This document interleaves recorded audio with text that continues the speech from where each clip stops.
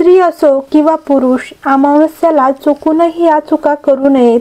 अमावस्या महिन्यातून एकदाच येते, म्हणजेच वर्षभरातून 12 अमावस्या असतात. प्रामुख्याने अमावस्या सोमवती अमावस्या, भौमवती अमावस्या, मौनी अमावस्या, शनी अमावस्या, हरियाली अमावस्या, दिवाळी अमावस्या, सर्व पितृ अमावस्या असतात. अमावस्याला भूत, प्रेत, पितृ, पिशाच, निशाचर, प्राणी आणि दैत्य किंवा राक्षस अधिक सक्रिय आणि मुक्त असतात. म्हणून ह्या दिवसाला लक्षात घेऊन विशेष काळजी घ्यावी. अमावस्येमध्ये आसुरी आत्मा अधिक सक्रिय राहतात. त्याचा परिणाम माणसावर देखील होतो. माणसाचा स्वभाव देखील राक्षसी होतो. म्हणून त्या दिवशी माणसांचे मन आणि मेंदू धार्मिक वृत्तीकडे वळवतात. जर कोणी धर्माच्या नियमांचं पालन करत नसेल तर त्याला त्रास सहन करावा लागतो. या दिवशी कोणत्याही प्रकारच्या तामसी आहारांचं सेवन करू नये. या दिवशी मद्यपानापासून दूर राहावे. यामुळे आपल्या शरीरावरच नव्हे तर आपल्या भविष्यावर देखील विपरीत परिणाम होऊ शकतो. या दिवशी माणसामध्ये नकारात्मक विचारसरणी वाढते. अशा परिस्थितीत नकारात्मक परिस्थिती माणसावर आपला प्रभाव पाडते. त्यामुळे त्यांनी सतत मारुतीचा जप करावा. या दिवशी जे लोक अतिभावनिक असतात त्यांच्यावर जास्त परिणाम होतो. म्हणून अशा लोकांनी आपल्या मनावर ताबा ठेवावा आणि पूजा, जप, तप, ध्यान करावे. शक्य असल्यास या दिवशी उपवास करावा. जाणकार लोक असे म्हणतात की चतुर्दशी, अमावस्या आणि प्रतिपदा ह्या 3 दिवसात पवित्र राहावे.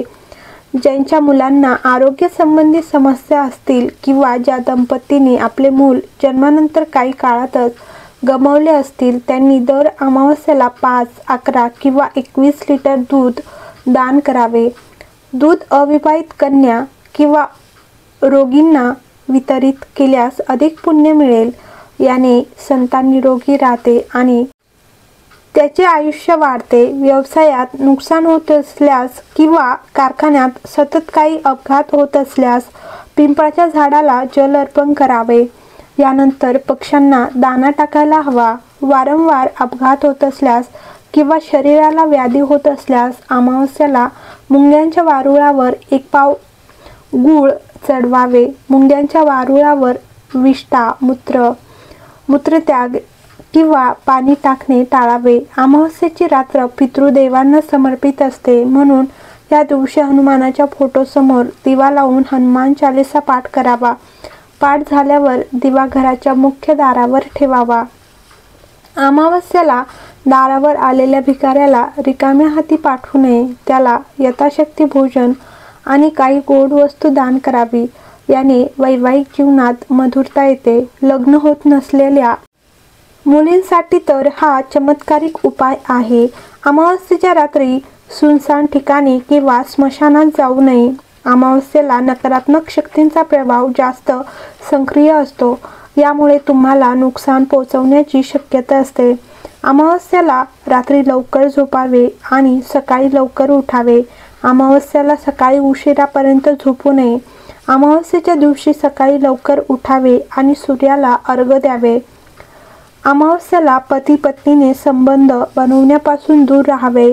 गरुड पुराणानुसार अमावस्याला स्थापित केलेल्या संबंधामुळे जन्माला आलेले अपत्य सुखी राहत नाही. अमावस्येच्या संध्याकाळी किंवा रात्री घरात क्लेश करू नये, वाद घालू नये. यामुळे पितर देवतांची कृपा लाभत नाही. अमावस्येला पितरांची पूजा करावी. अमावस्येच्या दिवशी गरिबांचा अपमान करू नये. गरिबांचा अपमान करणाऱ्यांना शनी त्रास देतो. गरिबांचा अपमान करणाऱ्या लोकांवर शनी आणि राहू केतूचा अशुभ प्रभाव पडतो. नंबर 12. तर अमावस्येचा संबंध पितरांशी जोडल्याच्या अनेक कथा आपल्याला आढळतात. भाद्रपदातील अमावस्या सर्वपित्री अमावस्या म्हणून ओळखली जाते. त्यामुळे ह्या दिवशी शुभ कार्यासाठी लागणारे साहित्य किंवा पूजन घरात आणू नये असे सांगितले जाते. असे केल्यास नकारात्मकता येते. शुभ कार्यात विघ्न येऊ शकतात. पूजा साहित्य हे शुभ कार्यासाठी वापरले जाते. अमावस्येच्या दिवशी करावयाच्या पूजनाचे साहित्य हे आधी आणून ठेवावे. त्या दिवशी आणू नये अशी लोकमान्यता असल्याचे सांगितले जाते. नंबर 13.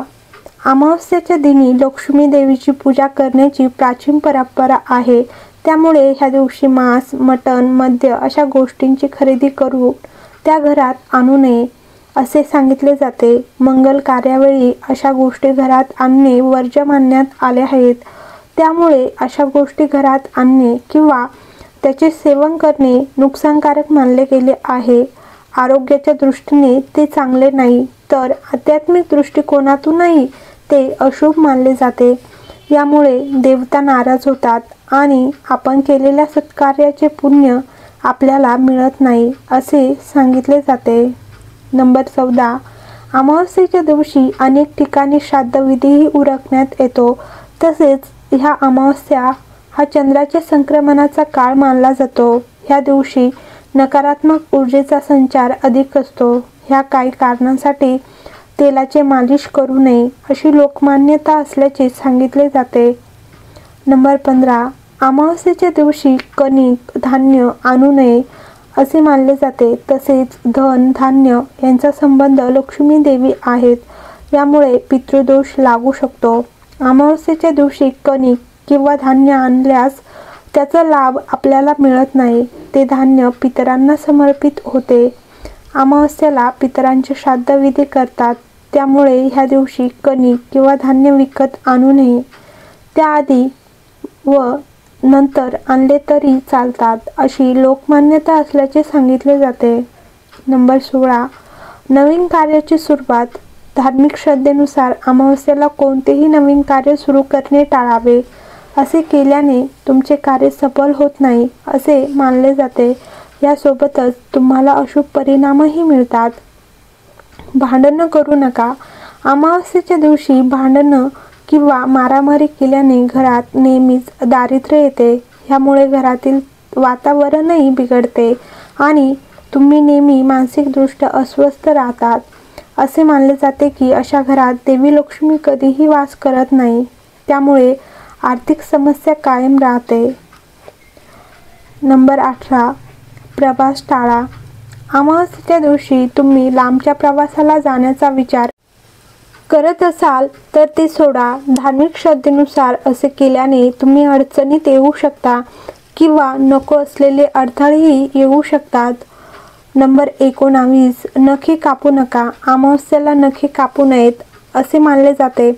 याशिवाय केस कापणे, दाढी करणे ह्यासारख्या गोष्टी करणेही टाळावे. हे अशुभ मानले जाते, जे केल्याने तुमच्या जीवनात संकटे येतात. हर हर महादेव. श्री शिवाय नमस्तुभ्यम. तर व्हिडिओ आवडला असेल तर लाईक करा आणि कमेंट बॉक्समध्ये हर हर महादेव लिहायला विसरू नका.